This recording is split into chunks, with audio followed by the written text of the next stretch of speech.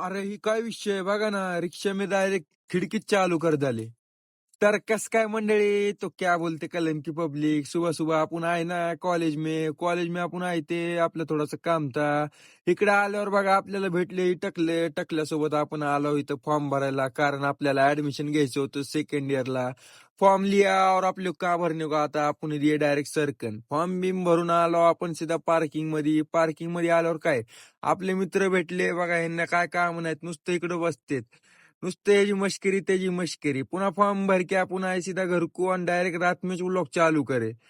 और रात में तो ऐसी बारिश आ रही थी ना कलम में, क्या बोलू तुम्हाला, नुसता पाऊस. असलं पाणी येत होतं ना, दन दन नुसतं. आणि तसल्या पावसात पण आम्ही कुठं घरी बसतो, आम्ही आलो बाहेर फिरायला. पुन्हा आम्ही रिक्षामध्ये आल्यावर, आणि ही काय विषय बघा कसलाय. रिक्षामध्ये डायरेक्ट खिडकीच चालू करे इन्होंने, देखो यहाँ से डायरेक्ट पूरा बाहर का सीन दिखता. तो दोस्तों, आपको ये कैसा लगा कमेंट कर कर जरूर बताना. तर मित्रांनो, ही टेक्नॉलॉजी कळमच्या बाहेर जायला पाहिजे नाही. तर मित्रांनो, ये व्लॉग कसा वाटला कमेंट करके जल्दी बोलो, और मैं मिलता अगले वीडियो में.